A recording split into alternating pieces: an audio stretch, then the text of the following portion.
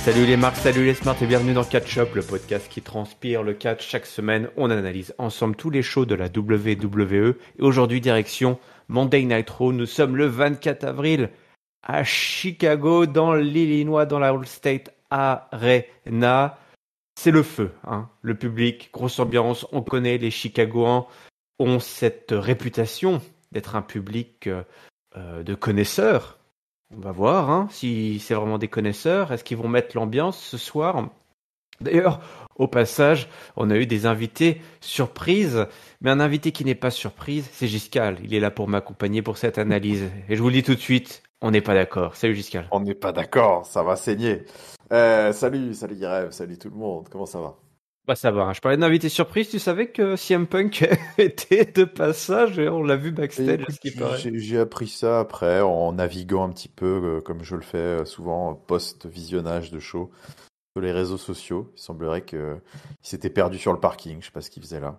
Ouais. Il a serré la porte à Triple H, puis il a demandé est-ce que je peux rester ? Il a dit attends, pour moi il n'y a pas de problème, mais je vais demander au big guy. Et puis 10 minutes plus tard, il s'est fait sortir par la sécurité. Donc le big guy Voilà. n'a pas trop voulu. Manifestement. Bon, nous par contre, on avait le droit de rester, Giscal. Oui. On avait le droit de rester, donc on a pu regarder et surtout on a pu voir que Cody Rhodes ouvrait le show à Chicago. Il y a un petit passif entre Cody Rhodes et la ville du vent, la ville venteuse de l'Illinois. Donc de quoi on veut parler ? Est-ce qu'on pourrait parler de la draft ? Ouais, bof. Hein. Je sais pas si ça t'intéresse toi trop la draft. Non, pas trop. Non, on s'en fout.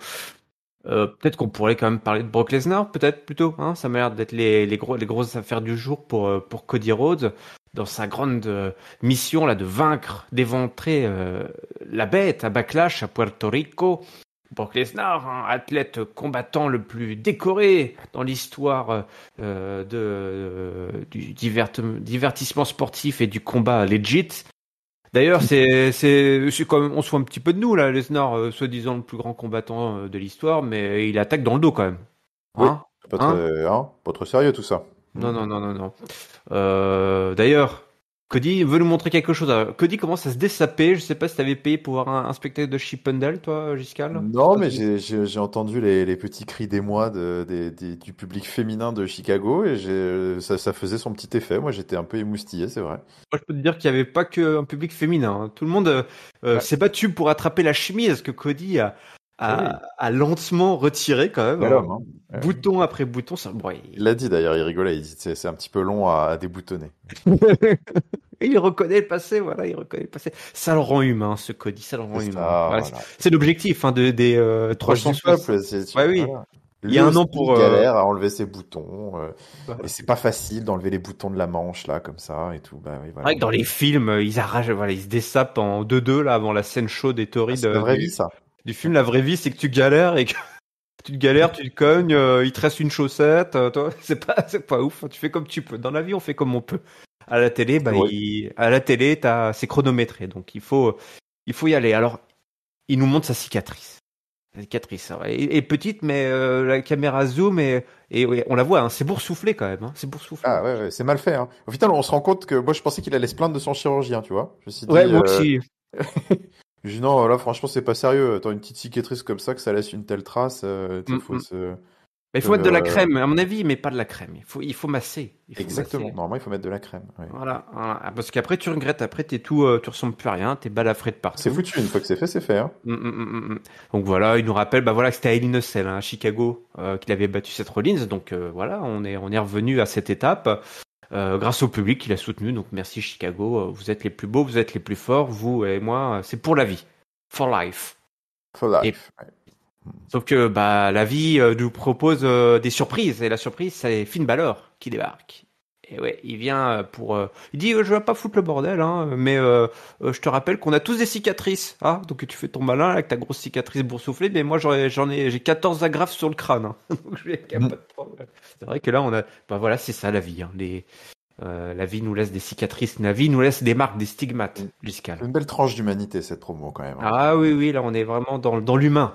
L'humain dans la chair et tout ce que la vie peut parfois nous faire subir. Dit voilà, écoute, t'as été arnaqué, t'as vu Roman Reigns, tu l'avais entre tes mains, Voilà, puis à la fin, tu t'es retrouvé tout seul avec ton poulet. C'était pas joli, hein, cette image qui perturbe encore certains de nos chroniqueurs ici dans les studios. Donc, ça a marqué les esprits de Ah ceux oui. qui voulaient bien être marqués.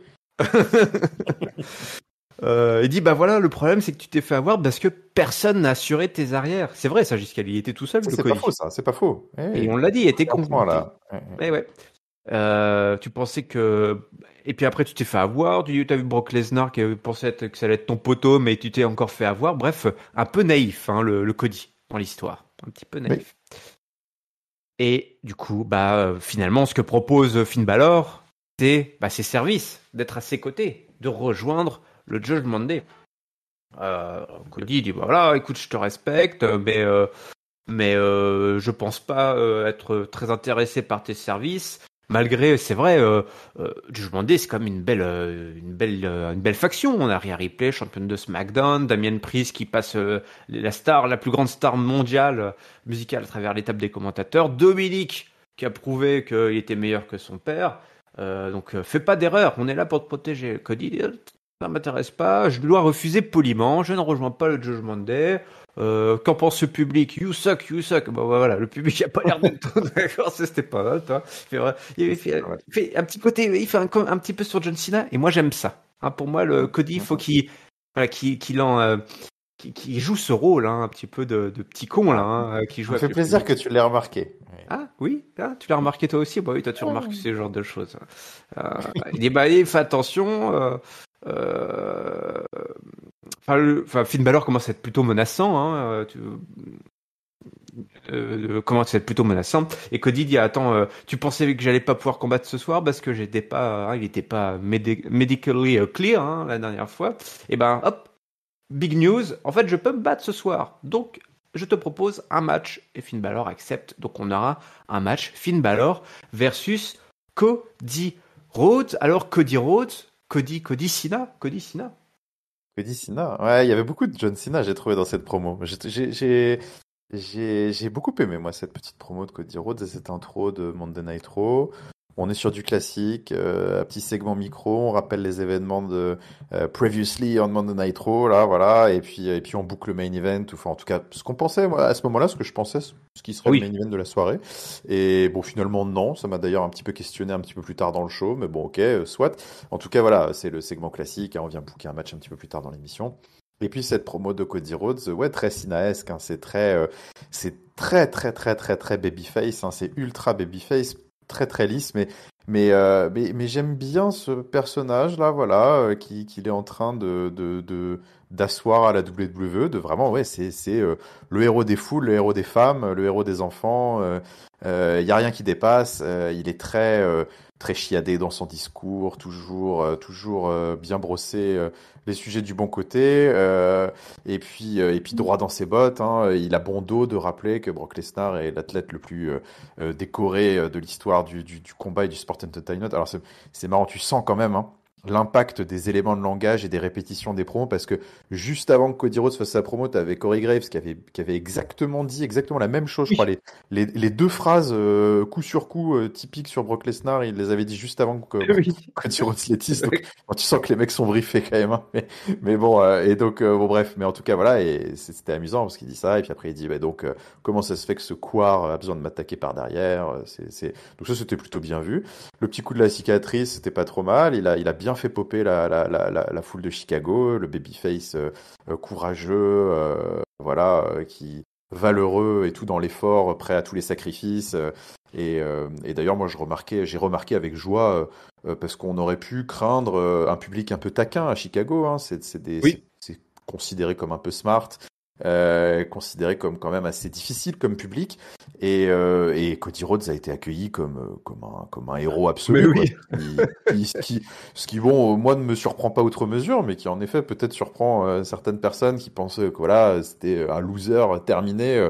Que nenni, Cody Rhodes est donc plus over que jamais. Donc voilà, ouais, il a bien mené sa barque, il a bien joué avec le public. cette petite passe d'armes avec Cody Rhodes était avec Cody Rhodes avec Finn lui-même. Balor, avec lui-même parce qu'au début c'est vrai que cette passe d'armes avec lui-même avec Finn Balor était très bien. D'ailleurs ouais à souligner, moi il y a plusieurs trucs qui m'ont fait marrer dans le discours de Finn Balor et notamment quand il a égrené les succès du Judgment Day, il avait rien à dire sur lui. J'ai trouvé que c'était assez surprenant parce qu'au final il parlait de sa faction, Rhea Ripley, Damian Priest, Dominic Mysterio, mais bon lui par contre il s'est pas vendu. C'est Bon, c'est une personne très humble dans la vie. il est Donc, très humble, ouais, voilà, tout simplement. Ouais. Et bon, il y a eu la petite pique sur le père de oui. Cody Rhodes, comme Oui, ça d'habitude. me fait marrer avec Dominique. À un moment, obligé. il fait sa liste, puis il dit et Dominique, et puis il laisse un gros Il blanc. a surpassé, ouais, il a surpassé son père légendaire, bon, Ouais, ouais. contrairement à toi. Oui, ah oui, c'est ça. Et, Ouais. Et ça, par contre, c'était dommage parce il y a un petit souci de timing sur cette réplique qui faisait mal, qui faisait mouche. Parce que le public à ce moment-là était, oh, on n'a pas trop entendu. bah non, Et parce que c'était le public bien. arrêtait pas de dire you suck, Oui, comme oui. ça. Et du coup, après, Cody Rhodes, c'était marrant. C'est là où tu vois que il maîtrisait quand même bien la foule, il avait bien le public, le pouls du public, il le sentait bien, parce qu'à un moment, il dit, il reprend la parole et puis il dit, excuse-moi, je suis désolé, Finn Balor, j'ai pas trop compris, Oui. ce que t'as dit, parce qu'en fait, il y avait le public qui disait des trucs et toi qui disais des trucs. Donc, alors attends, si je résume bien, toi tu disais ça, ok. Et du coup, le public, Chicago, vous disiez quoi? Et puis alors là, you suck, you suck. Bon, c'était assez rigolo. Bon, bref, voilà, segment assez divertissant. Et en effet, voilà, ce côté ultra babyface, sourire bright, un peu taquin, un peu insolent, qui rappelle en effet beaucoup le John Cena taulier qui vient, bah justement, absorber un petit peu les critiques devant une foule bien chaude, qui vient absorber les critiques et puis qui joue avec. Et donc c'était bien manœuvré. J'ai bien aimé et tout ça me lançait bien dans l'émission, ouais. Ouais, un babyface euh, euh, qui coche toutes les cases et qui monte aussi ses petites blessures, voilà. Et comme tu l'as dit, qui assure de mettre bien en rang tout le monde, le public, dans la bonne direction pour le reste du show. Hein. C'est ça, tu l'as dit, hein, c'est Exactement. à Ouais, Chicago. Les Smart, bon, on passe. Ils se sont assagis à Chicago. Hein. Oh là là là, c'est comme à Philadelphie, ouais, tout le monde est devenu ouais, très c'est très vrai. sage. Ils ont pas été. C'est trop lisse, Ouais, c'est ça. Bah, c'est les Smart de 25 ans. Maintenant, ils en ont 40. Voilà, et c'est des papas, ils viennent avec leurs enfants. Et... bah, c'est ça. Ouais. Ils voient leurs enfants, toi, ils ont les enfants à côté qui sont en train d'applaudir Cody Rhodes, ils vont pas chanter You Suck, toi. Voilà, tout le monde s'est assagi.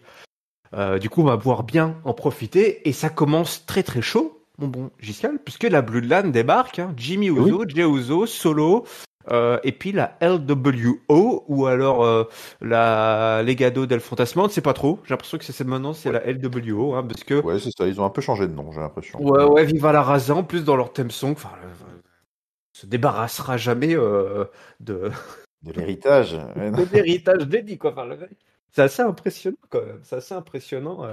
Vraiment, le mec aura marqué de son empreinte toute une génération de catcheurs et c'est assez incroyable. Et du coup, on a une belle affiche hein, pour mettre l'ambiance directement avec la Bloodline hein, toujours au top, cette LWO version 2023 qui, pareil, a réussi à se trouver une petite place quand même finalement, hein, pas facile, mais à se trouver une place dans cette Ouais, ouais. Title Picture qui est, je trouve, justement un bon voilà, ce qui s'est passé la semaine dernière, il s'est passé plein de choses. On a un petit peu fait coulisser les rivalités et ça permet d'ouvrir des opportunités à des mid-carders là qui en profitent. Et du coup, on a un gros combat qui, dans sa dernière séquence, voit voilà un Phoenix Splash là qui tombe sur Jimmy. Jay qui vient sauver son frangin, ça se retrouve à l'extérieur du ring avec Escobar qui vient se bouffer le poteau. Jacking Wild là, qui intervient également, Sikoa qui lui fait un gros slam là sur le rebord du ring, le running kick sur Jimmy qui se retrouve au sol, on prépare le coast to coast, mais Solo Sikoa qui place un énorme Samoan Spike en plein vol sur Cruz del Toro, le tag pour Jay et le 1D pour le compte de 3. Voilà, 1, 2, 3, c'est plié, la Bloodline est vainqueur. Jay prend le micro, ils sont champions, les meilleurs champions par équipe, et voilà, ils ont eu une mauvaise soirée à WrestleMania. Ça arrive. Ça Ça arrive, arrive. Giscal. Ça arrive, on en a Ça tous, hein. C'est arrive. vraiment le show de l'humanité, quand même, hein. Voilà, on avoue ses faiblesses, hein, ce soir. Ouais. On ouvre son cœur. Ouais, c'est ça. On se regarde dans le miroir et on fait ouais, ok, d'accord. Ils ont lâché quand même la Bloodline. le chef de la tribu, Eh le oui. Tribal Chief. Ils ont pas assuré quand même.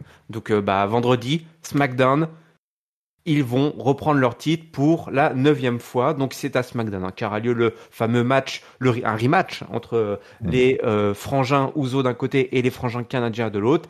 Et cette victoire sera dédiée à notre chef de tribu, Ouais, Roman Reigns. Et cette phrase, presque innocente, en fait, elle va créer le fil rouge de la soirée pour la Bloodline. exactement. Exactement, exactement. Et sachant qu'à ce moment-là, justement, en effet, on ne savait pas vraiment que ce serait le fil rouge, comme tu dis.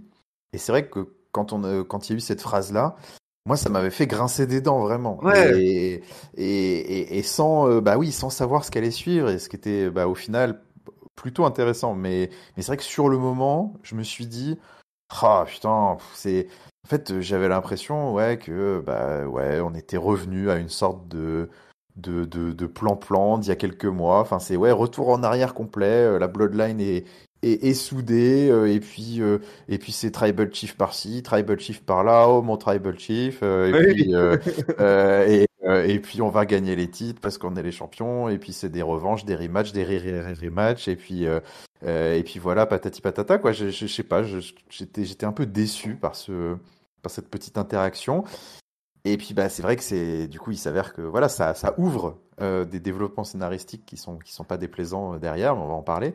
Et puis ce petit match, pas mal, même si écoute, je suis un petit peu voilà, je me suis posé la question vraiment de la nécessité de faire perdre nos chers amis mexicains qui commençaient Ah ouais. à se chauffer un peu. La Bloodline qui était globalement c'est bon, hein, ils sont au top, il n'y a pas de problème. J'étais un petit peu déçu parce que c'est vrai que bon bah Backlash arrive. Il y a déjà très peu de momentum, hein. Enfin, il y a des matchs. Alors moi, c'est vrai que j'ai vécu la semaine WWE de la semaine dernière un petit peu de loin. J'ai regardé les shows un peu en diagonale et j'ai découvert la carte de Backlash sur Twitter avec des matchs qui sont tombés du ciel, un peu comme ça, notamment Rhea Ripley contre Zelina Vega. Et du coup, en ayant ça un petit peu en tête, je me disais, c'est un peu dommage, je trouve, Backlash arrive très vite, de faire perdre des gens qui sont un peu associés. Enfin, déjà qu'il y a très peu de momentum un peu. Alors tu me diras, voilà, c'est des mecs, elle c'est une nana, ils sont pas dans la même division et tout, mais je sais pas, je trouve que dans l'inconscient collectif, c'était pas nécessairement le moment de faire passer un peu la LWO pour des perdants parce que bah, il y a leur copine là qui a un gros match et puis peut-être qu'ils vont avoir un match à Hmm. Backlash, je sais rien. Donc je sais pas, je trouvais que le résultat était dispensable. Et, euh, et voilà, c'est le seul petit bémol, même si ils ont globalement eu une bonne interaction avec la Bloodline, c'est-à-dire qu'ils se sont bien battus quand même. Le match était plutôt sympa à suivre, hein. Mais voilà, peut-être que je regretterais ça. Ouais, bah écoute, oui, c'est vrai. Bon, ça m'a pas trop dérangé, toi. Je dis, c'est les mecs qui sont malgré tout, voilà, qui ont retrouvé une place dans le programme, qui sont présents ce soir. Tu perds contre la Bloodline, donc c'est pas, oh, voilà, Non, personne va c'est t'en évidemment pas vouloir. infamant du tout, hein. Et Ouais. puis, je suis même pas sûr que ces mecs-là ont un match en fait à Alors non, pour Backlash. l'instant non. Mais Donc c'est vrai que bon, à la limite, mais je comprends ce que tu veux dire. De toute façon, ce pay-per-view, voilà, hein, il ok. tombait du ciel et les matchs sont bookés sur Twitter, donc hein, tu sais, Voilà, voilà, hein. il va passer vite fait. Ouais, bon, c'est pas le résultat qui m'aura le plus emmerdé cette semaine. C'est pas Non, non, celui-là. non, non. Qu'est-ce qu'on a d'autre? Allez, ça je le garde pour plus tard, ça aussi. Alors, on a eu Trish Stratus et Becky Lynch. Voilà. Bon, Ah, ouais. Je saute directement à ce beau dossier là. Trish Stratus, femme mûre, disponible dans ta région, mon Bogescal. N'hésite pas, hein. j'ai vu les pubs, j'ai vu les pop-ups C'est ouais. géolocalisé, hein. Elle est partout à la fois, Ouais. hein, cette Trish Je vois que Stratus. j'aurais pas dû accepter les cookies des sites là, ouais, de Mais oui, ketchup. voilà, il faut dire seulement les cookies obligatoires. Il faut pas dire oui, j'ai tout Je me suis bien accepté. fait avoir là, j'ai des photos de triche qui arrêtent pas d'apparaître partout à la place de mes commandes Deliveroo. Bon, et alors très sérieuse, pourquoi Becky n'est pas des CLC, pourquoi Becky n'est pas là? C'est vrai qu'il y a beaucoup d'absents ces dernières semaines. Ça, c'est un truc qui me casse un Oui. peu les bonbons là. C'est bien beau. Et- Ça file des congés payés là. Ils ont combien? Ils ont 10 semaines de congés payés maintenant. Je sais pas si c'est la bonne idée de donner des congés payés juste après WrestleMania, toi. Tout d'un coup, voilà, tout le monde se la coule douce. Mais Trish Stratus a dit ouais, j'ai un petit secret. Becky va pas bien. Et pas bien. Becky est même venue la voir en disant voilà, j'ai une grosse pression d'être au top de la division. En plus, je suis une mère, tu comprends, c'est pas facile. Et l'autre lui a dit, Trish a dit, bah je sais, moi-même je suis l'heureuse maman de trois magnifiques bambins et j'ai fait, j'ai tout fait comme toi, mais j'ai pas craqué. Moi, je craque pas. Moi, je craque pas. Et du coup, elle s'est occupée un petit peu de Becky et puis bah Becky est à la maison et Becky peut dire thank you Trish. Tout comme on devrait tous remercier finalement Trish Stratus. On devrait dire merci Trish Stratus. Est-ce que tu dis merci Trish Stratus? Non, je dis pas merci Trish Stratus. Moi, c'est vrai que ça me.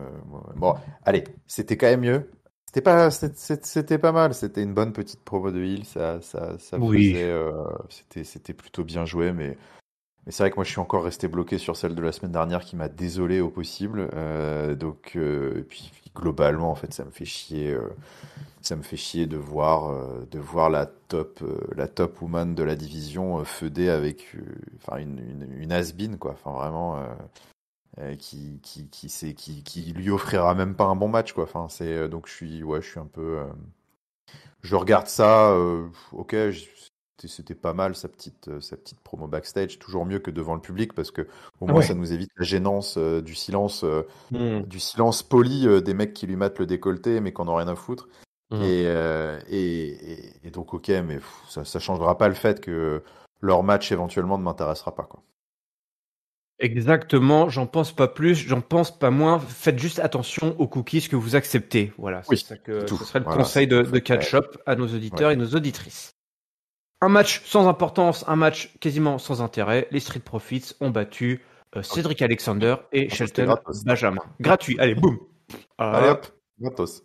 Je sais même été Dawkins, je sais pas, il avait l'air un petit peu malade, il avait l'air un petit peu, il était un visage un petit peu blanc. Alors je lui dis. Alors, le seul truc à retenir de ce match, c'était que c'était quand même l'occasion pour Corey Graves d'appuyer lourdement, alors très lourdement sur est-ce que c'est la dernière fois que nous voyons les Street Profits ensemble, à un tel point que ça sent quand même la draft. Voilà, il va peut-être se passer quelque chose pour eux parce que là, c'était quand même très très très très très appuyé.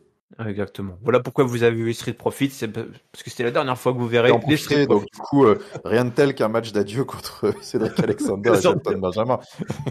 Qui eux ne sont visiblement toujours pas partis, toujours pas splittés. On ne sait pas. Voilà. Ils sont contents. Eux, ils seront Mr. Irrelevant, tu sais, probablement. Dernier à être sélectionné. Ou undrafted. Undrafted, carrément. On a eu une petite séquence justement avec Cathy Kelly qui était déguisée en Pocahontas ou je sais pas quoi. Elle avait une coiffure assez étrange, Cathy Kelly. Il faut faire attention à comment on se coiffe le matin. Regardez Cody, une belle coupe en brosse et ça suffit. Ça sert à rien de faire des tresses là. Et elle est avec Bianca Belair. En parlant de tresses, qu'elle a longue, pour avoir sa réaction face à Backlash là pour Io Sky avec son match de Io Sky. Il dit écoute Cathy. Io Sky, elle mérite sa chance, elle est prête, elle est forte, elle est formidable, elle est belle, elle est magnifique. Et puis là, Damage Control débarque. Bayley dit, sois prête à perdre le titre. L'autre elle dit, ouais, j'ai pas peur de me battre. C'est la compète, j'adore la compète, je vis pour la compète. Puis Triple H m'a dit que j'allais garder la ceinture pendant 6 ans, donc voilà, je suis prête à faire des matchs que je vais pas perdre. Elle dit, écoute, t'as jamais affronté quelqu'un comme Io Sky. Elle, c'est autre chose quand même par rapport à moi qui suis une grosse loseuse. Et puis là, Io Sky parle en japonais pour dire qu'elle va l'affronter ce soir. Elle veut l'affronter ce soir. Et Belair accepte plutôt un 3v3. Ouais, c'est un peu chelou. Et Io Sky n'avait pas l'air très contente d'être un petit peu interrompue par Bayley, qui agit toujours comme le leader qu'elle n'est plus vraiment. Oui, c'est ça. Un petit peu de l'eau dans le gaz. Ton interprétation est un petit peu cavalière. Hein. Moi, je sais pas, j'ai rien compris. Hein. Oui, l'autre a dit oui, j'accepte le 3v3 que tu m'as proposé. Non, mais c'est pas ça que je dis, bordel. C'est pas ça que je dis. Bon, voilà, le match un petit peu plus tard, un 3v3. Donc, Damage Control qui affronte Bianca Belair et 2 invités surprises, Raquel Rodriguez et Liv Morgan. Oh, la belle surprise. La belle surprise. La belle surprise. Voilà, un match sans gros enjeux, si ce n'est, oh là là, regardez, c'est peut-être la dernière fois que vous voyez d'un match contrôle au grand complet. Je sais pas si Eh oui, Corey parce l'a que la dit, mais draft, est-ce que Corey nanana, il a dit ça? C'est sans possible. doute, sans doute. Ah ouais, sans doute. Il a dû le dire, je sais pas.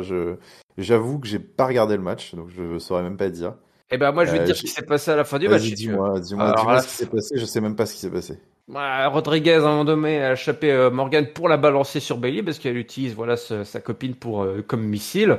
Elle la place voilà en powerbomb sur Bailey et Dakota Kai. Et puis Bianca Belair a fait son KOD sur Bailey, donc qui a Ah, bouffé qui a bouffé le tombé. Donc voilà, elle donc pèse Damage encore Control a perdu.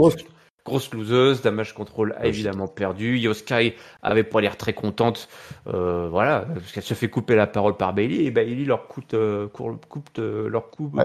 le match. Donc c'est pas génial. Elle qui avait tout fait pour essayer de gagner ce match, bah voilà, bah non. Bianca Belair, Rodriguez et Morgan ont remporté ce match.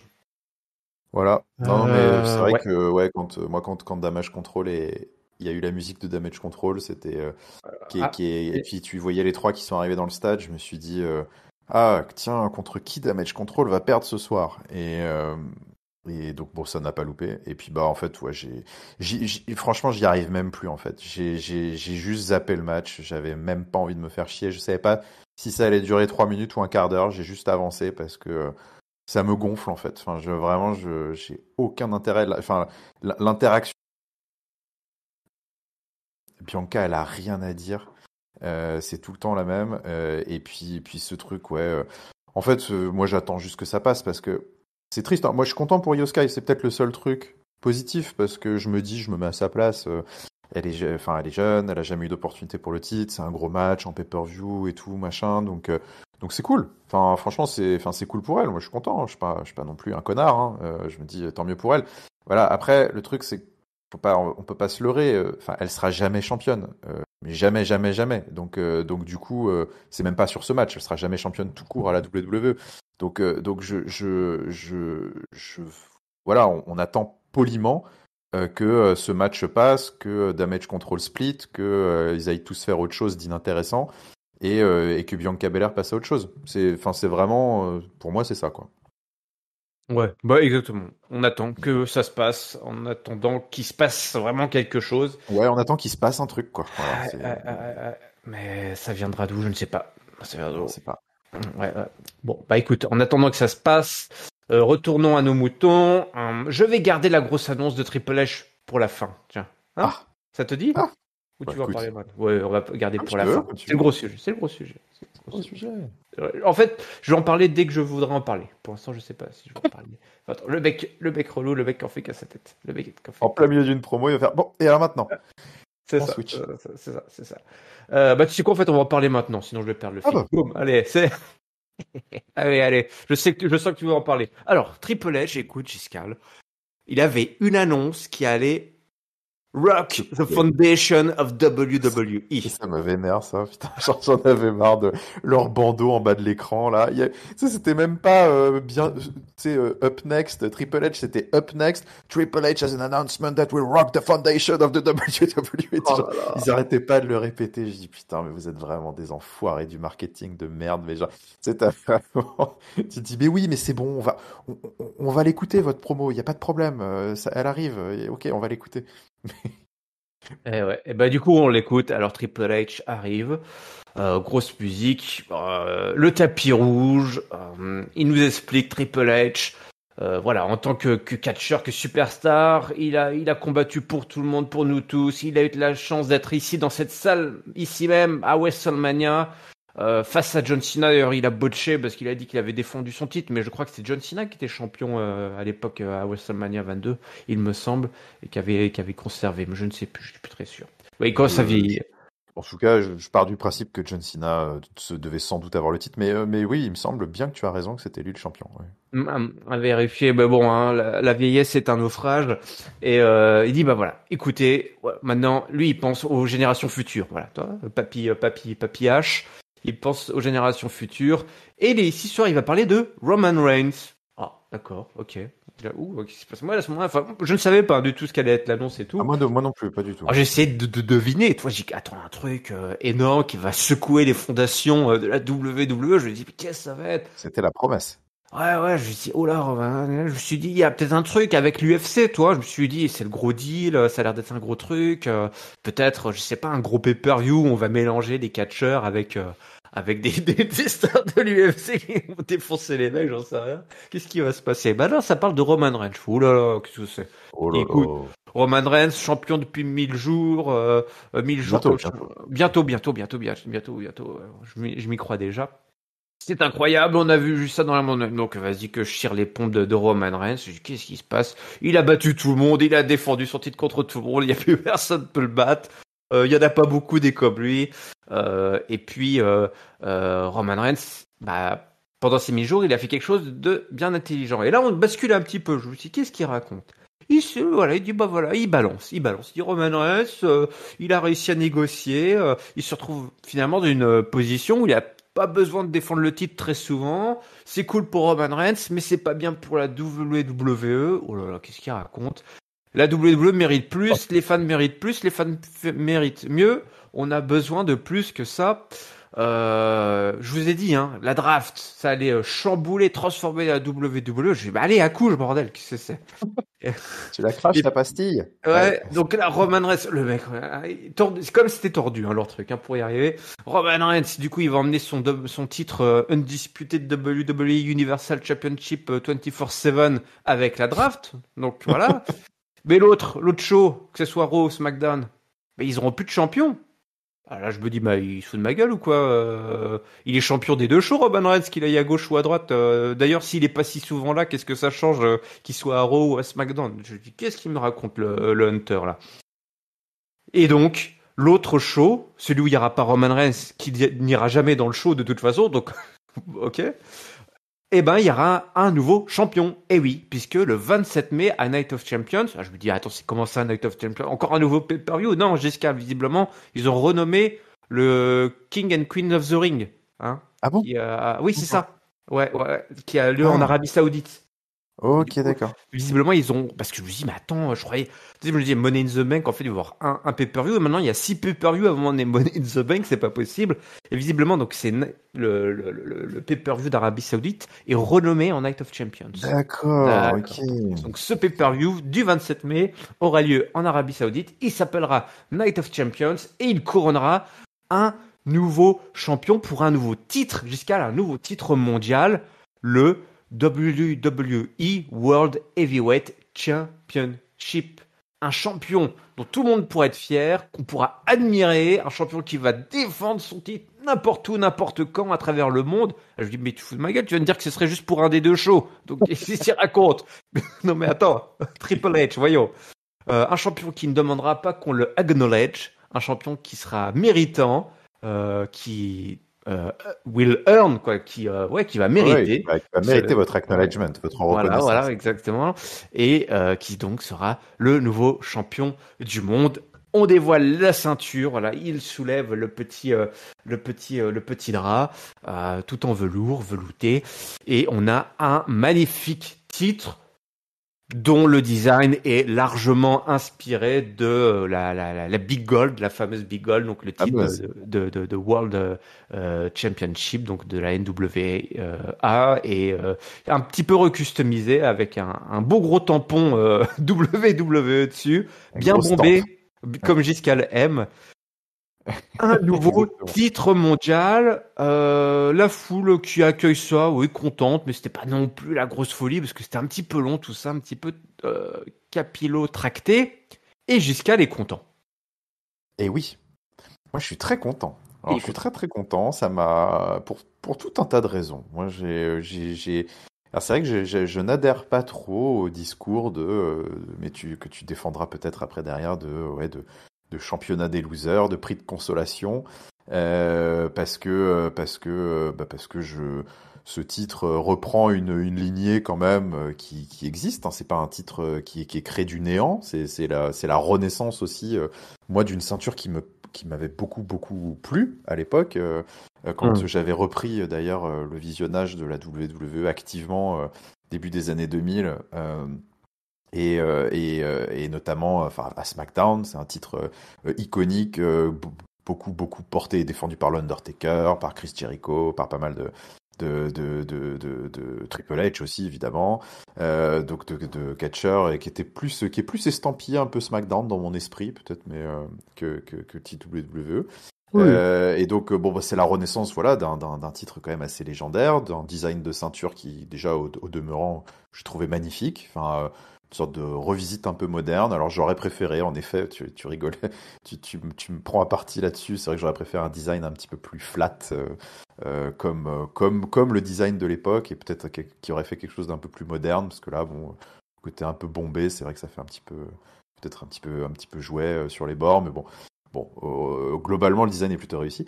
Et puis aussi, c'est surtout qu'en fait, pour moi, ça annonce quelque chose que j'appelais un petit peu de mes vœux, peut-être inconsciemment, parce qu'au final, j'en parlais, enfin, j'en parlais jamais, mais maintenant que ça devient un petit peu une sorte de petite réalité, je me dis, ah ouais, ouais, ouais, ça me plaît beaucoup, et je me dis que c'est peut-être ça dont j'avais besoin. C'est cette fameuse, finalement, ce serpent de mer qu'il y avait de vraiment découper les rosters, les shows, leur redonner une identité propre. Et ce titre est un pas quasiment indispensable pour le faire. Et de retrouver finalement peut-être l'esprit un petit peu de ce qu'on avait il y a quelques années aussi, hein, quand on a commencé Catch-Up, on rigolait avec le supplément SmackDown, et puis le fait que SmackDown était vraiment un show avec, au-delà du fait que les couleurs étaient bleues, enfin on changeait pas juste le tablier du ring, il y avait une identité vraiment très très à part. C'était un petit peu le show des workers. C'était là où on mettait un petit peu plus l'accent sur les gars un petit peu méritants, les techniciens, les histoires un petit peu plus chiadées. Et puis c'était un show un petit peu plus simple qui se prenait un petit peu moins la tête. Alors que Raw, c'était le côté très bling bling, le main event, le grandiloquent, les stars, les gros calibres, les gros bonhommes. Et le titre WWE justement, qui était plutôt adressé à ces gars-là. Et je trouvais que ce côté, c'était assez rafraîchissant de se dire, quand je vais à SmackDown, je vais pas voir la même chose que quand je suis à Raw. Et il y en a un petit peu pour tous les goûts. Et ce titre World Heavyweight Championship, pour moi, réouvre la porte à quelque chose qui, je pense, serait un petit vent d'air frais, en tout cas un retour aux sources bénéfique pour la WWE, où aujourd'hui, une des critiques, un petit peu sans jamais vraiment la formuler, mais au final, quand on y pense un peu, tout ce qu'on reproche, je trouve, de manière un peu générale, c'est que tout est globalement très interchangeable. Il y a un petit peu une sorte de dilution, d'édulcoration un peu de tout, sur les storylines, l'humour. Donc voilà, pour tout un tas de petites raisons comme ça, c'est un signal assez fort que cette création de titre envoie, et cette draft qui arrive est plutôt porteuse d'espoir pour moi. Donc je suis plutôt content de cette annonce. Ouais. Je comprends ce que tu dis. Je comprends ce que tu dis. Je t'entends, j'entends ce que tu dis. Moi, il y a plusieurs choses qui m'ont gêné et qui, sur le coup, m'ont même énervé. Je n'étais pas content devant mon écran. La première, évidemment, c'est le discours de Triple H. La façon dont il a justifié l'arrivée de ce titre, et qui était forcément une espèce de... Tout ce qu'il a dit par rapport à Roman Reigns, ça me rendait complètement dingue, parce qu'en fait, on était en train de, si tu veux, de tout défaire par rapport à ce que ça représente. Que ça représente le règne de Roman Reigns et sa mainmise tout en haut de la montagne. Et effectivement, tous ces mecs qui doivent se battre pour aller chercher Roman Reigns, et qui, du coup, en fait, on se dit, voilà, ce mec est tellement trop fort, et qu'on peut même pas aller le chercher, qu'on va créer un titre qui est, alors, qu'on peut interpréter comme un titre de compensation, un titre des losers. Bon, évidemment, on exagère en disant Non, mais je ça. vois ce que tu veux Mais dire, la façon dont il l'a présenté. genre, on se retrouve. Bon, les gars, on est vraiment désolé là, mais là, c'est pas possible. Vous le battrez pas de toute façon. Vous le Donc. battrez pas de toute façon. Giscal, quand il a dit 10 ans, il avait raison. Hein, c'est parti pour Ouais, 10 ans. désolé. Et du coup, il y a deux choses. Il y a le côté, effectivement, ce titre-là, c'est quoi? C'est le titre B, quoi, de ceux qui peuvent, de ceux qui ont essayé de battre Roman Reigns, mais qui n'ont pas réussi. Mais c'est aussi ce côté, finalement, aller chercher Roman Reigns, c'est plus ce qui est important, quoi. Toi, c'est plus aussi important d'aller chercher Roman Reigns parce que on a créé ce nouveau titre et que du coup, il y aura un titre pour Raw et puis il y aura un titre pour SmackDown et il y aura plus ce titre qui d'ailleurs est un double titre. Hein. Il dit qu'on crée donc il y a 3 titres. Oui. Hein. Il y a trois titres D'ailleurs, mondiaux, alors. faudra peut-être penser à À fusionner. à le fusionner quand même. Ce sera Ah quand ouais, même, je avoir pense, pas mal. désactivé. C'est ce qui va Ouais, se ouais. passer. Ils vont Je pense qu'ils vont désactiver un des désactiver le deux titre titres. universel, là. Ouais, ouais. Ouais, le titre universel va se terminer et on se retrouvera plus qu'avec 2 titres à la fin. Mais vraiment, ce côté, voilà, Roman Reigns, et du coup, ça isole.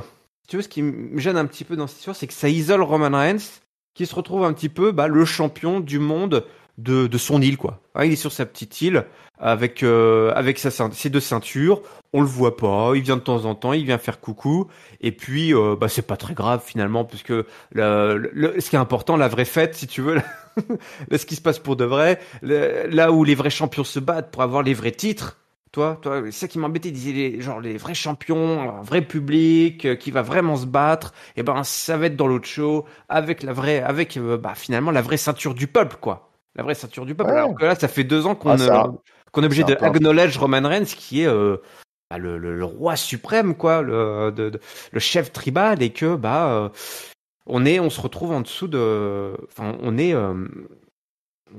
à la merci, quoi, de Roman Reigns, et que le jour où Roman Reigns tombe, on libère le peuple et enfin la fête reprend, quoi. Et vraiment, je suis embêté dans cette on est une espèce de, c'est à la fois au niveau de la kayfabe, c'est du kayfabe et du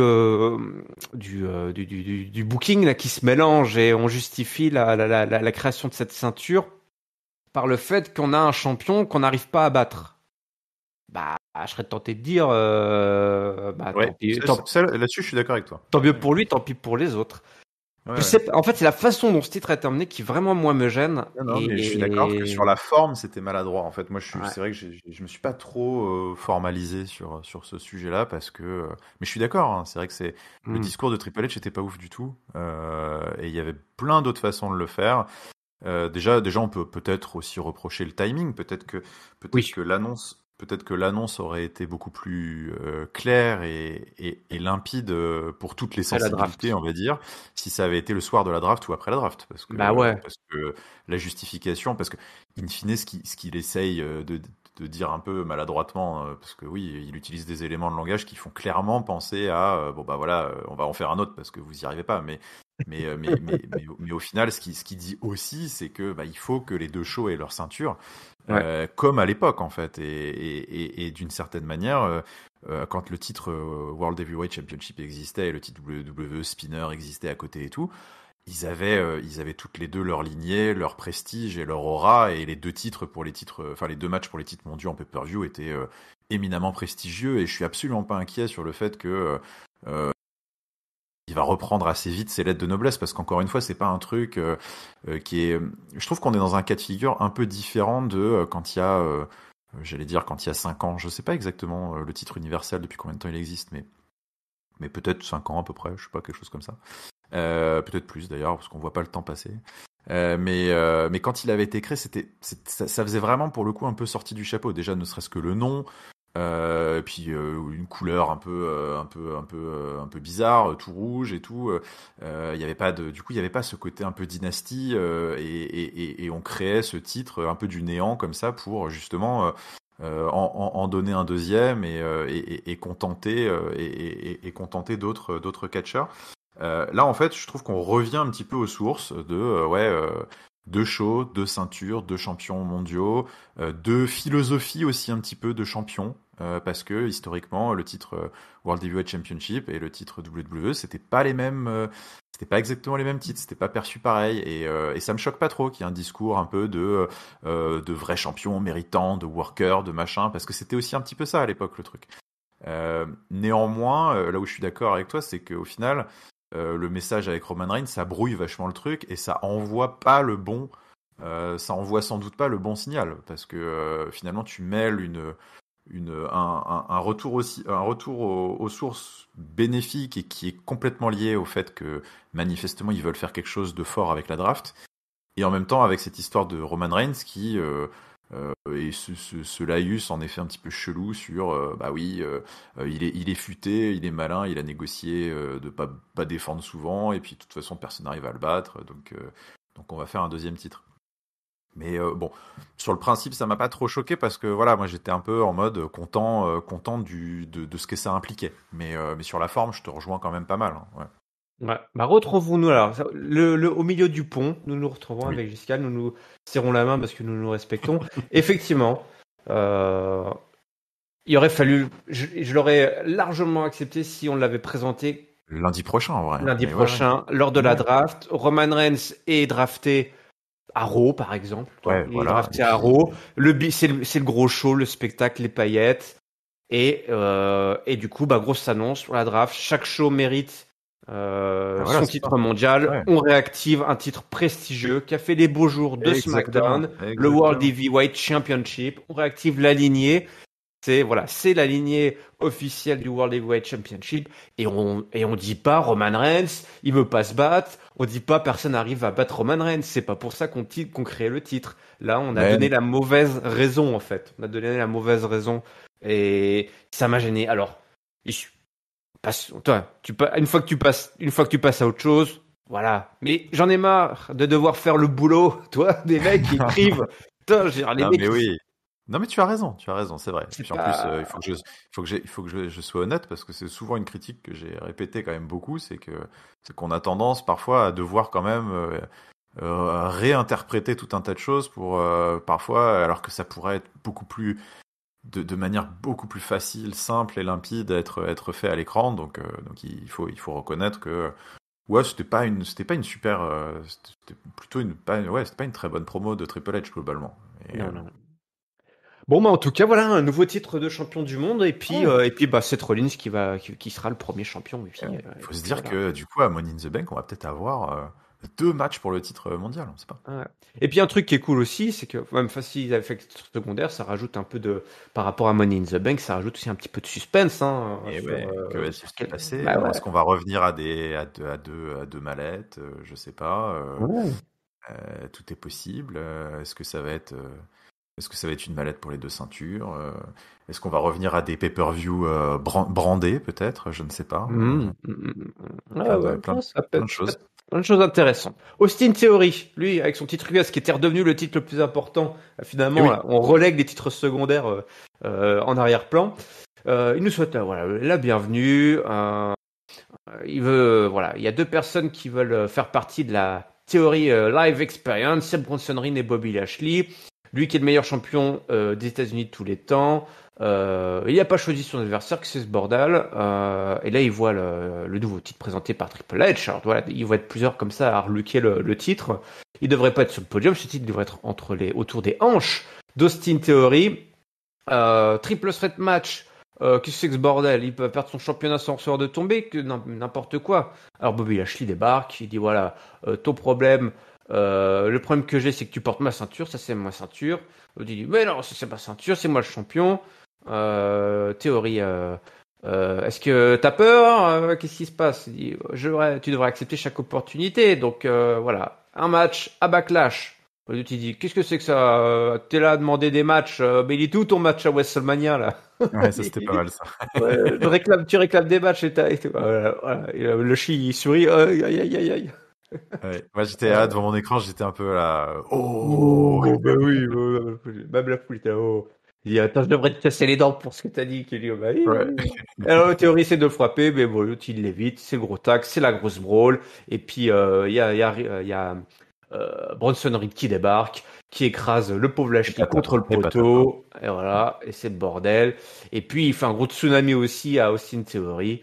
Et puis c'est Bronson Reed, donc, qui prend la ceinture pour le triple frit. Est-ce que c'est un backlash, cette triple frit? Ça backlash. Ouais, ouais. Ça Super. a été pareil, sorti du chapeau sur Twitter. Ouais, ouais. Ouais, Et Austin Theory qui se retrouve en booké, sandwich entre deux gros bonhommes, ouais. hein, quand même. Et booké a posteriori. Parce qu'au Ouais, final, c'est un petit peu ça ce qu'on a eu là. C'est le booking qui aurait dû conduire sans doute à l'annonce du match, quoi. ouais, oui. Qu'on a eu lundi. Mais bon, je sais pas. Je sais Mais pas. en fait, Le community manager de la WWE la semaine dernière, je sais pas, il avait les doigts qui le démangeaient. Il a posté tous les visuels de la carte avant que les bookings soient faits. Je sais pas.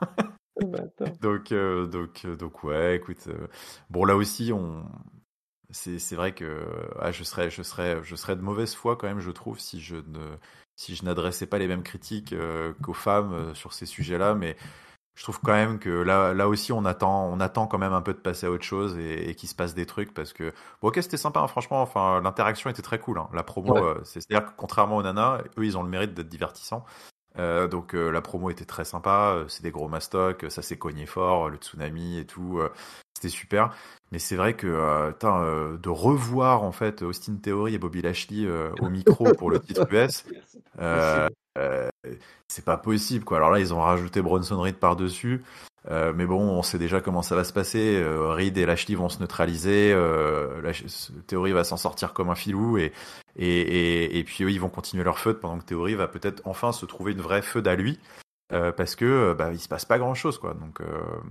Donc ouais, je reste un peu quand même sur ma faim et c'est vraiment lié à ce contexte général qui fait que putain, en fait Backlash, on a juste envie que ça passe quoi. Enfin il va rien se passer. Enfin il va rien se passer. C'est c'est un peu déprimant je trouve comme pay-per-view là qui se Ouais. profile. Bah écoute, si t'es déprimé, j'ai une solution pour toi. Il faut que tu sois positively. Positively. C'est quand entre Elias et Rick Books ça discute. Il dit bah voilà c'est la draft, il y a le titre, oui ça lui fait briller les yeux là. Il dit attends je te rassure pas de problème, tout va bien se passer. Gable débarque, il dit ouais attendez hein, faites gaffe hein, parce que les superstars peuvent être échangés hein, pendant la draft, on peut séparer Attention les hein. équipes. Et lui il dit bah moi je me suis assuré que la Alpha Academy resterait ensemble hein, parce que souviens-toi hein, dans les drafts on peut avoir des équipes qui sont pick, enfin en un seul pick, tu peux avoir toute Oui, une tout à fait. faction quasiment, même si tu veux. Donc, Je sais pas quel est l'intérêt, mais oui, oui. ouais, ouais. Et puis là, il y a Maxime Dupri qui arrive et qui dit bah, moi aussi, moi je me suis assuré d'être avec Otis aussi, partout où il va. Oh, ah bon, Voilà, c'est d'accord. tout. Otis, c'est un homme très demandé, tout le monde veut suivre Otis. Et là, Oui, c'est Mustafa Ali il débarque, donc c'est un local, hein, tout à fait, il est de Chicago. Et puis il dit bah écoutez, faut rester positif avec la draft, pas de souci. Il dit Gable, t'auras ta chance avec ton potentiel. Ce sera peut-être, tu vas être le nouveau champion mondial. Bon, par contre, ça sera la fin de l'Alpha Academy et puis au final, tu seras juste un grand perdant comme ce soir pour le match qu'on va avoir toi et moi. Et là, Otis s'interpose, il dit bah, que son grand maître Gable, Chad Gable, va se débarrasser d'Ali ce soir. Il va le faire trembler. Et donc on a un match entre Chad Gable et Mustafa Ali qui voit la victoire surprenante de Mustafa Ali. Il faut la positive attitude qui le surprend, voilà, en faisant un petit compte rapide là. Il le prend il le inverse. Enfin, Gable veut placer une énorme souplesse à Mustafa Ali et puis Ali lui attrape, enfin voilà, le colle au sol, voilà, un petit paquet quoi pour le compte de 3 et Ali qui a une belle victoire, voilà, en local et qui n'en croit pas ses yeux et tout ça a été ma foi assez court et divertissant, drôle. C'est ça, exactement. Pas trop compris. Enfin, c'est vrai que ça vient un peu de nulle part, cette victoire de Mustafa Ali, mais ok. Ouais, Ouais, court et ouais. divertissant, en effet.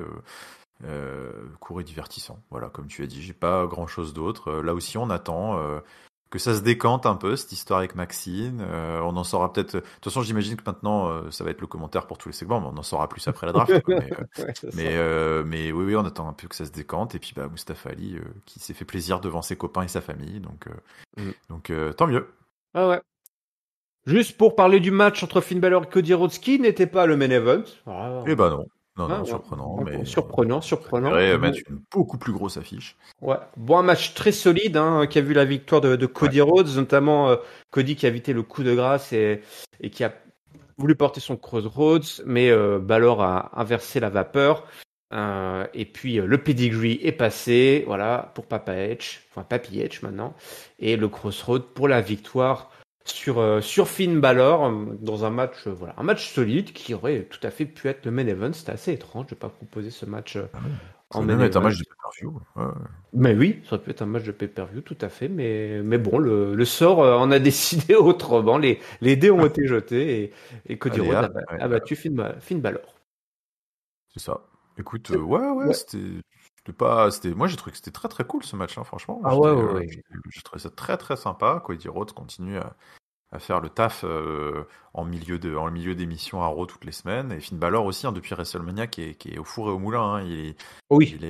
Il est partout et il envoie des bangers, pour reprendre l'expression de notre ami Sheamus, à tire-larigot là. Donc non, c'est pour ça. Hein, c'est pas du tout un match qu'on aurait renié en pay-per-view. Moi j'ai trouvé ça très cool et donc bonne victoire de Cody contre un adversaire qui reste, quoi qu'il arrive, un peu prestigieux, même si on aimerait le voir quand même choper des victoires un peu de temps en temps, Finn Balor, Ouais. mais On se c'était pose bien. encore la question de sa défaite face à Edge. Ouais. Qui...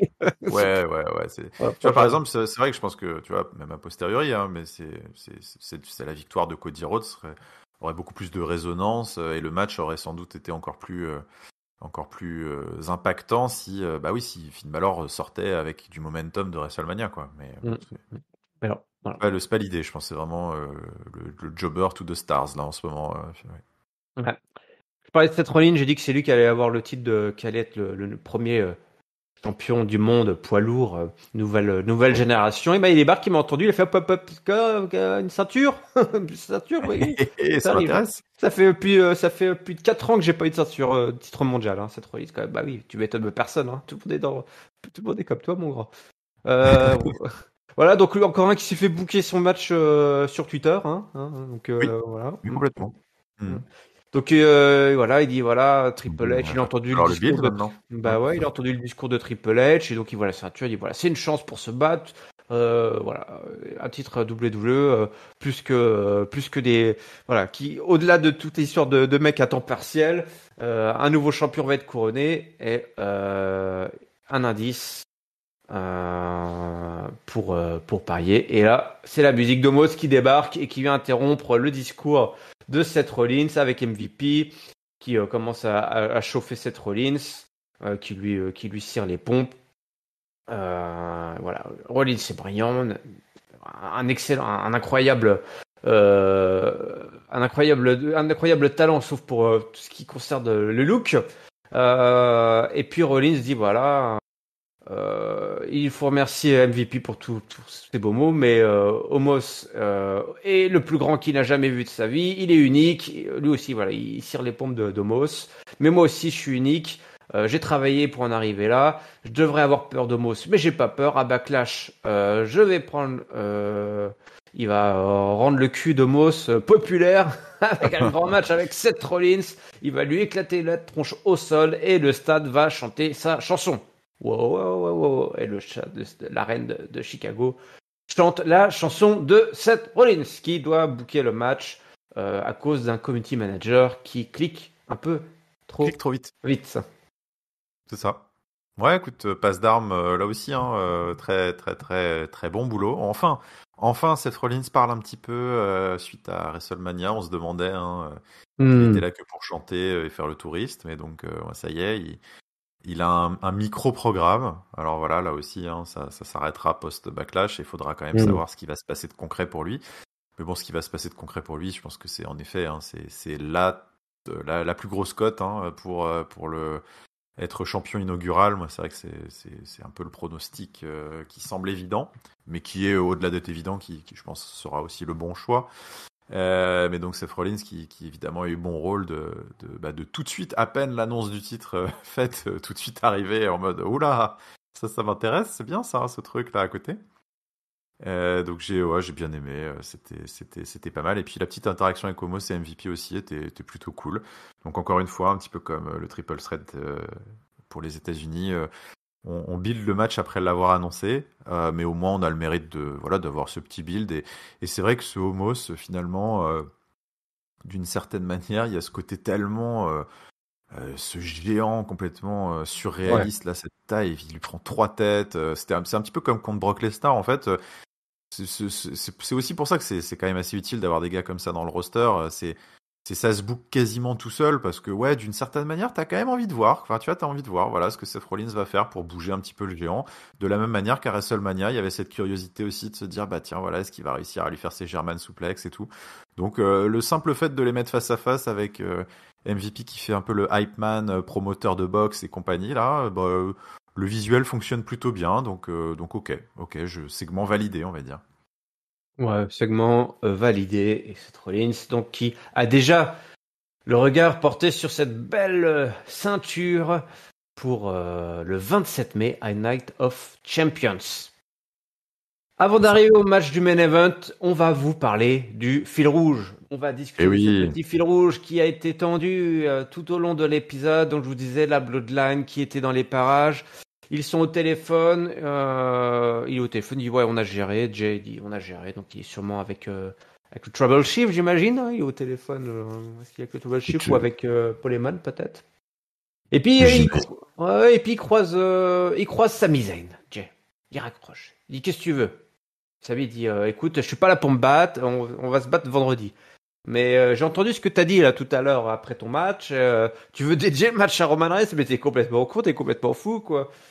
Déjà on va pas perdre les titres vendredi, mais qu'est-ce qui va se passer d'après toi quand tu vas perdre alors que t'as mis le nom de Roman Reigns en jeu finalement. Ça sera pas beau hein. Ah non. Et tu mérites pas ça mon bon Jay. Ou tu mérites pas ça. Et Jay, ouais, tu vois, il est toujours aussi perturbé, toi. Après, il dit, qu'est-ce qui se passe dans ma tête? Oui, il dit, qu'est-ce que t'en as à foutre? Pourquoi tu t'en préoccupes? Il dit, écoute, je me sens pas, je me sens mal. Je me sens mal pour toi, grosso modo. Il dit, mais t'as pas besoin de te sentir mal qu'un vendredi, on va te prendre les titres, c'est toi qui vas te sentir mal, tu vas voir. Oh. Donc là, petite évolution, toi. Donc, Sami qui, toujours se préoccupe quand même de Jay. Voilà. Ouais. Toujours Jay dans son cœur. Trop gentil. Ouais, trop gentil. Et Jay qui montre que les paroles de Sami, le font quand même travailler, même si à chaque fois il redresse la tête et il dit tais-toi.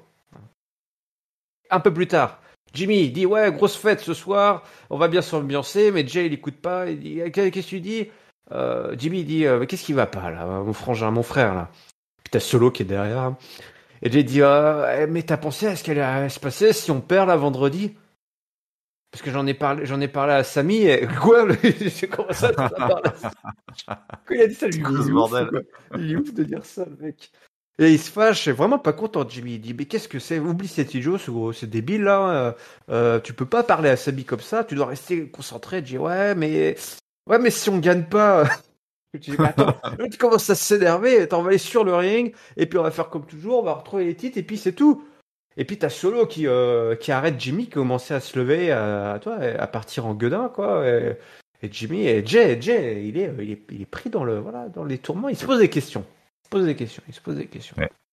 Un petit peu plus tard, Jimmy vient voir Sami. Il dit mais attends, qu'est-ce que tu fais là? Oh, d'où tu parles là, mon frère? Il dit je fais que dire la vérité. Il dit la vérité c'est qu'on va te prendre les titres vendredi. Alors ta gueule. Et puis d'après toi, qui est ton pote là, Kevin, qu'est-ce qu'il va faire une fois que vous allez perdre? Hein? Eh ben, qu'est-ce qu'il va? Eh ben, il va pas te pardonner, hein, tout ce que t'as fait quand tu l'as mis des love kick et tout. Et il va faire comme toujours, il va se retourner contre toi, il va te trahir. Oh, et cette fois-ci, c'est Sami qui est pris dans la tourmente, tu vois. Il dit, mais oui, peut-être, il a raison. Il a raison. Et un peu plus tard, donc, on se retrouve avec, je crois que c'est la dernière séquence, Matt Riddle, Kevin Owens, qui sont là, et il parle le backlash et tout, ouais. Et puis Riddle, il part dans des délires, je sais pas ce qu'il raconte, là, il parle. Et ça parle de Puerto Rico. C'est énorme, ça. Qu'est-ce qu'il lui dit? Il lui dit un truc. Je sais plus, mais genre, je sais pas, il lui prend la tête sur des trucs. C'est la géopolitique puertoricaine, je sais pas trop quoi. C'est ça, la mécanique des fluides, des trucs. Et donc, Kevin qui fait à Sami, mais t'étais où là? Il dit, j'ai parlé à OJ, puis je parlais à Jimmy. Il dit, attends, mais t'es fou quoi? Tu parles à ce gars.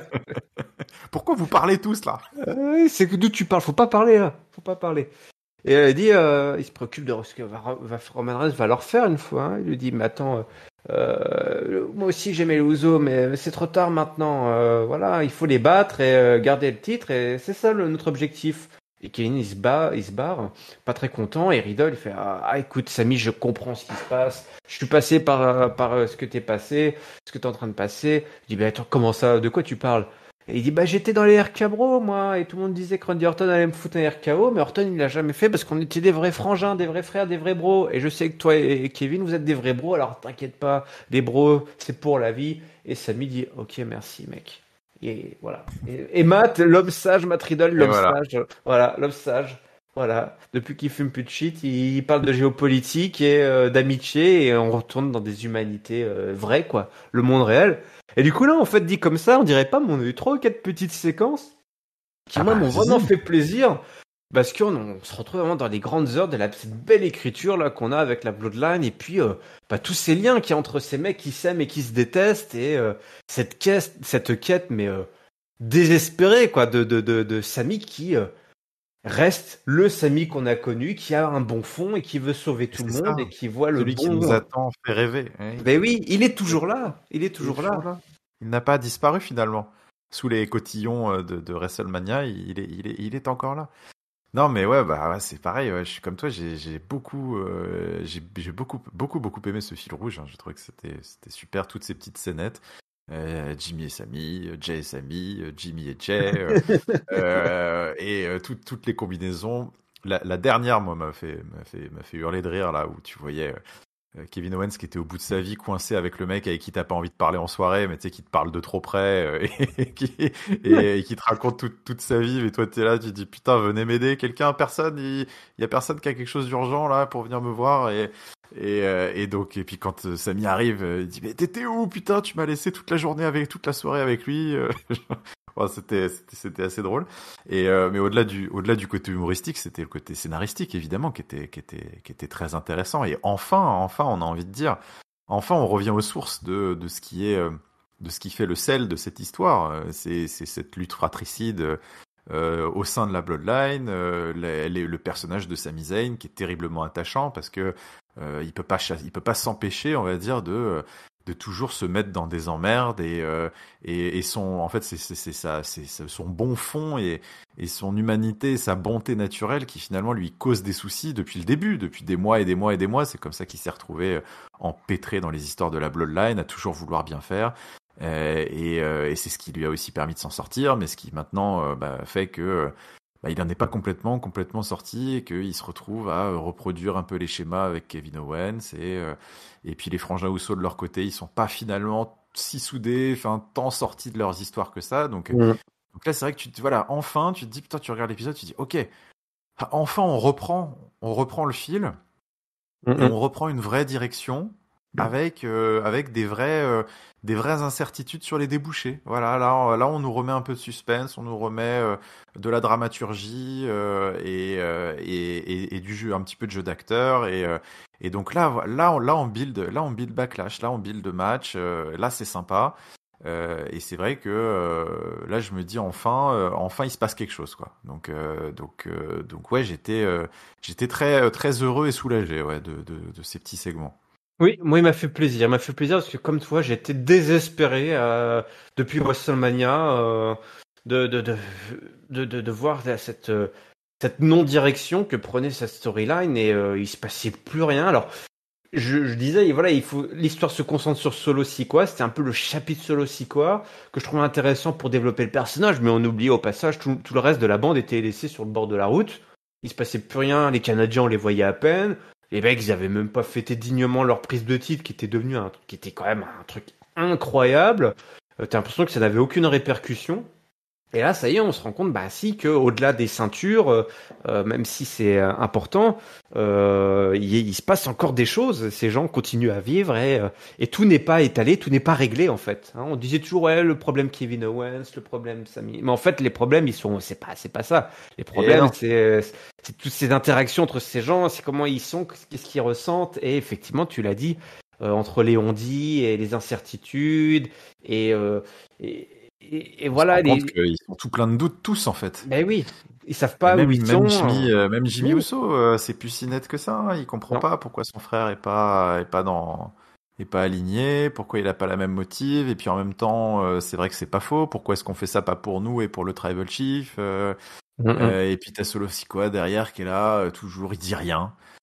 qui d'une certaine manière, je trouve, est assez intriguant. C'est vrai que tu pourrais te dire, en fait, non, mais n'importe quoi, bullshit, c'est juste qu'ils ont rien écrit pour lui, mais je sais pas, il y a un côté aussi assez intriguant. C'est quoi, qu'est-ce qu'il pense? Enfin, tu vois, genre, il se passe tellement de trucs avec ses frères que, toi, tu penses quoi? Enfin, il est toujours neutre au milieu, juste à filer des des coups de tête et tout. C'est d'une certaine manière, c'est aussi assez perturbant, quoi. Ouais, très Ouais. perturbant. Mais tu as raison, ça redonne de l'intrigue à ce match qui arrive là à Backlash, plus le titre, le match pour le titre à vendredi. C'est va être un week-end chargé pour la Bloodline et les Canadiens. On Ah, ça, c'est arrive sûr. au match de main event, mon beau Giscal, un match Rey Mysterio contre Damian Priest avec Bad Bunny qui était un autre fil rouge puisqu'il était sur le parking et il revenait de la Coachella, du festival de Coachella. Il arrivait visiblement juste à temps pour cette fin de show. Le match Rey Mysterio, Damian Priest qui va se terminer avec Damian Priest qui chope une chaise et le 619 qui est chargé et alors que Rey monte sur le coin pour faire son splash, et bien Damian Priest il prend la chaise et il la lance en pleine tronche du Mexicain qui s'étale et donc le match est arrêté, victoire de Rey Mysterio par disqualification. Damian Priest qui s'en prend à Rey Mysterio, il prépare la table, mais la musique de Bad Bunny arrive. Bad Bunny avec son kendo stick, son chapeau de cow-boy, habillé comme n'importe quel festivalier. Voilà. Après, il faut payer, c'est 10 000 euros la place de parking, hein, par contre la Coachella, donc faut être soit un artiste très riche, soit un influenceur qui veut avoir l'air d'être très riche. Damian Priest l'attend, Bad Bunny débarque, il le tabasse, il le balance à droite à gauche, la foule est en délire, il prend le micro, il dit Backlash, je vais te botter le cul, Puerto Rico, je vais pas hoster Backlash, je vais t'affronter et te botter l'arrière-train. Le 6 mai, Bad Bunny versus Damian Priest dans un street fight et suivi d'une pléthore de gros mots en espagnol, match. Le show se termine avec Bad Bunny debout avec son gros stick et Damian Priest qui Damian Priest j'adorais parce que il a pas arrêté de l'insulter le petit entron, Ouais. il était pas content et le show se termine comme ça. Donc on nous a booké un match surprenant, hein, Bad Bunny un 1v1 Damian Oui, Priest versus Bad Bunny alors qu'on pensait que ça allait être voilà une espèce de LWO versus Judgment Day remixé. exactement. Exactement. Ouais, Bah c'est finalement visiblement ça. il s'est Ouais. entraîné et on a confiance avec Bad Bunny là. Ouais, c'est en effet, c'était la surprise de ce segment. C'est un 1v1. Donc ouais, ils ont manifestement très confiance en Bad Bunny pour assurer un contre 1 contre Damian Priest. Donc ok, soit.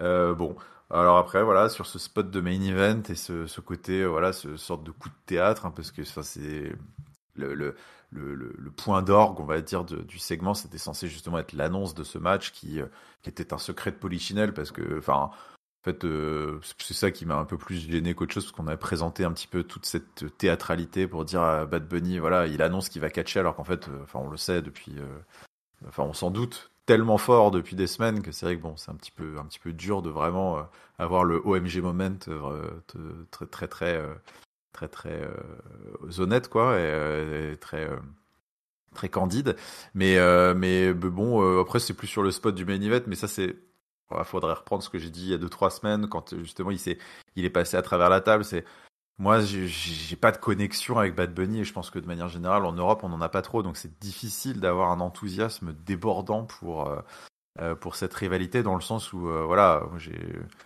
Bad Bunny, sa musique, son aura, sa célébrité et tout, ça me parle absolument pas. Enfin, c'est vraiment, ça pourrait être un chanteur de variété, c'est pareil. Donc, du coup, mon intérêt forcément est un peu capé quoi là-dessus. Après, il faut reconnaître que la mise en scène, on va dire, et tout ce main event et puis les petites péripéties et tout, c'était bien fichu, c'était bien exécuté. Donc voilà, pas divertissant. C'était juste que voilà, je sais que c'est pas ça qui va me vendre le pay-per-view quoi. Non, c'est sûr, mais bon, voilà, c'était plutôt bien ficelé quoi, avec le mec qui arrive au dernier moment avec son kendo stick, ça fait soulever la foule, c'est une star, et puis un petit match un petit peu surprise avec une bonne stipu de street fight. Donc voilà, à Puerto Rico, les poubelles vont Oui. brûler à Puerto Rico. C'est la fin du show, c'est la fin de notre analyse, c'est l'heure du mot de la fin, Giscal. Quels sont ton top ton flop et ta note pour ce Raw incroyable du 24 avril à Chicago qui a vu la renaissance d'un titre mondial. Et oui, et ben écoute, je vais soigneusement éviter ce sujet clivant et donner mes tops et mes flops à D'accord. d'autres choses. Non, mais je vais donner mon top, écoute, à ce sujet qu'on a traité un peu sur la fin, mais ce fil rouge de la Bloodline et des frères canadiens Mm. québécois qui m'a remis du baume au cœur et un sourire en me disant, ok, on peut aborder avec plus de confiance et plus de sérénité ce nouveau chapitre de l'histoire parce que manifestement ils ont retrouvé leur stylo et leur bloc-notes et ils ont repris l'écriture. Donc ça m'a fait très plaisir et j'ai trouvé que au-delà du message que ça envoyait, au-delà de ça, c'était juste très agréable à suivre et un vrai moment Ouais. fort de l'émission. C'était très plaisant. Donc c'est mon top. Et pour le flop, écoute, je m'attardais mais pas trop longtemps, mais sur un truc qui était un peu un autre fil rouge un peu de l'émission, mais dont on n'a pas trop parlé, c'est cette emphase qui m'a gonflé. J'en ai parlé un peu sur le Discord sur la draft et sur toutes les petits commentaires et cette hype de pacotille. J'ai trouvé que vraiment qu'ils essayaient de construire autour de cette draft en disant tous les segments, on y avait le droit, Kevin Patrick et Corey Graves. D'ailleurs, j'en profite pour rappeler que Kevin Patrick est sans doute le pire commentateur que la WWE n'ait jamais eu sur ces 20 dernières années. Et donc, c'est cette sorte de fausse hype, d'éléments de langage forcés tout le temps, à chaque segment, de dire oh là là, la draft, regardez leur draft stock, là, comme ils disent aux Mm. États-Unis, leur cote un peu pour la draft, quoi, est en train d'augmenter, ou en tout cas, il faut tout faire pour essayer d'augmenter son draft stock, c'est super important. Il y a la draft dans une semaine, tout peut arriver. Ah bah, cette victoire va forcément jouer sur la draft. Mais en fait, on nous explique pas pourquoi c'est important la draft. En fait, c'est ça qui m'agace dans ce truc-là. C'est que on essaye de nous vendre le fait que c'est important pour tout le monde, mais on ne sait pas pourquoi. Parce que Mm. fondamentalement, si on prend le truc froidement, changer de show, ça n'a aucun impact. Enfin, c'est juste qu'au lieu de travailler le lundi, tu vas travailler le vendredi. Mais ça ne change rien. Et puis à la fin, ils essayent de mimiquer un petit peu voilà, les drafts américaines de tous les sports US, parce que toutes les sports US fonctionnent en ligue fermée avec des drafts et donc mais c'est-à-dire que la draft dans le sport, dans le sport, ça a un sens. C'est-à-dire que entre être drafté en dernier ou être drafté en premier, déjà ça joue sur le choix de ton équipe. Ça joue sur ton salaire, ça joue sur tes contrats, sur tes opportunités et tout. Et puis il y a aussi le risque de ne pas être drafté, qui est aussi un risque réel, Mm. qui est super. Il y a des places qui sont limitées. Donc il y a des vrais enjeux dans une draft. Mais là, la WWE, on ne sait pas. Enfin, c'est en fait parce que historiquement, la draft, c'est quoi? C'est juste on prend un sac de noms et on les répartit dans les shows. Mais il y a personne qui se fait virer à l'issue de la draft. Il y a personne qui a des title shots ou d'un seul coup un changement de statut à l'issue de la draft. Donc voilà, moi ça m'a cassé les couilles parce que c'est toujours ce côté très marketing, élément de langage et prendre les gens pour des cons, à nous marteler. Ah, c'est la draft, c'est la draft, c'est la draft. Ouais, mais on s'en fout en fait parce que tu nous as pas expliqué pourquoi c'était important. Donc Mm. voilà, moi c'est mon flop et ça m'a saoulé. Et, Ouais. euh, et d'ailleurs j'aborde la draft avec plutôt un air, enfin je suis plutôt chafouin parce que je sais pas pourquoi, je sens que ça va me faire chier vendredi, tu vois, Bon. au début de la draft. Oh là là, vous avez rendu notre Giscard le Chafouin, c'est pas Voilà, possible, je suis hein. pas content, je suis pas Ah content. bah voilà, il y avait une belle Euh, ceinture et puis maintenant ça Et va pas voilà, du il y a une tout, belle là. ceinture et voilà. Et puis Ah, bah écoute, ma note, c'est compliqué à noter ce Raw parce qu'en fait il y a tout un tas de trucs qui m'agacent et en même temps je trouve que c'est quand même beaucoup mieux que ça n'a été il y a 2-3 semaines avec ouais. on est très très très très loin des Raw post-Mania. Mais en fait je trouve que la qualité du show est vraiment de mon côté, hein, de ma perception, est complètement bridée et par cette ambiance de backlash de transition Mm. qui fait que je n'arrive pas en fait à me détacher de ça pour me dire ok, mais en fait ce que je regarde, grosso modo, voilà, dans 2 semaines c'est fini quoi. Donc voilà, il y a ce côté-là qui fait que j'ai décidé de mettre un 2,5 parce qu'il y a plein de bons segments, mais je trouve que ouais, Mm. le fil directeur pour moi il y est pas quoi. Ah ouais, je comprends. Ouais, ouais, ouais, ouais. Effectivement, on a l'impression que tout ça sert un petit peu à rien et que on a pas le temps Ouais. et on n'a pas besoin de s'investir en fait. Si tu investis, Ouais, c'est ça. du temps perdu. Du temps perdu. Ouais. Je comprends. Bah, écoute, moi, mon flop, mon top, ça va être le même que toi. Vraiment, ce fil rouge là, c'est vraiment ce que j'ai préféré, ce qui m'a vraiment redonné vraiment le sourire. Donc, vraiment, je me suis dit, ah, là c'est reparti. Cette storyline que j'ai tellement aimée et qui nous a complètement rendu fou jusqu'à WrestleMania, elle reprend de plus belle et ça nous a fait plaisir. Mon flop, allez, moi, alors je vais pas le donner à la ceinture.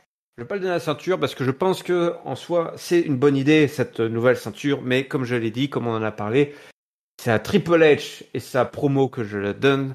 Je donne mon flop qui était vraiment mais complètement à côté de la plaque et qui a pas du tout vendu comme il fallait la renaissance de ce titre pour lequel il aurait fallu attendre la draft pour en faire un événement encore plus majeur. Donc mon flop à Triple H qui moi m'agace en fait, on en a parlé, ce mec est juste omnibulé par les super chiffres, par les records. Ouais. Il veut remettre sa ceinture, il veut juste avoir des milestones comme ça complète, très marketing, tu l'as dit, hein. Et en attendant, il y a des histoires à faire rouler et si vous voulez pas arrêter de rendre chafouin notre Giscal, c'est pas possible. Donc voilà. Mon flop à Triple H, et ma note, je vais être un peu moins sévère que toi, même si je pourrais basculer aussi un peu comme toi par ce côté. Finalement, tout ça sert un petit peu à rien. Malgré tout, on a passé quand même un bon moment. Alors, je vais donner un 3,25. Ouais, un 3,25. Tout de même. 3,25 à ce show qui était raisonnablement bon, même si effectivement sans gros impact, sans grande importance. Je suis peut-être un petit peu généreux, mais je pense que c'est le retour de sa misaine, c'est ce petit fil rouge là qui m'a fait plaisir, Et puis avec des vrais tauliers, Cody Rhodes, que je trouve trouve vraiment bien sa place. Le fameux Cody Rhodes, le loser le poulet, au poulet. Le loser au poulet en plastique. Voilà, qui aura du mal à s'en remettre, hein, évidemment. Ah bah ouais, je pense qu'il Sur des coups certains chroniqueurs douteux de Catch-Up.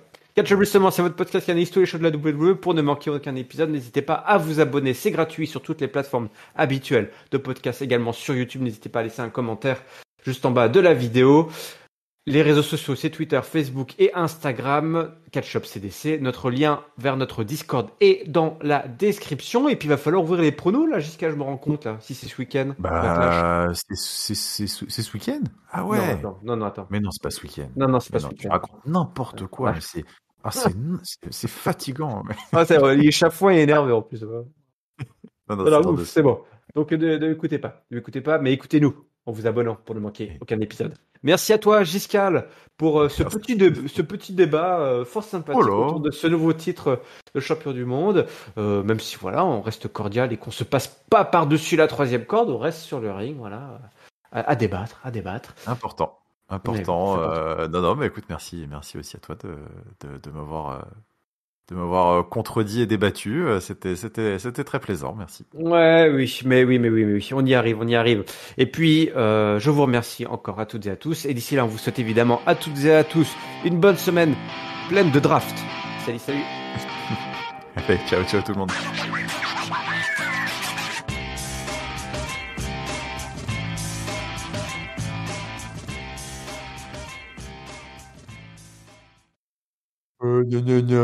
Gna.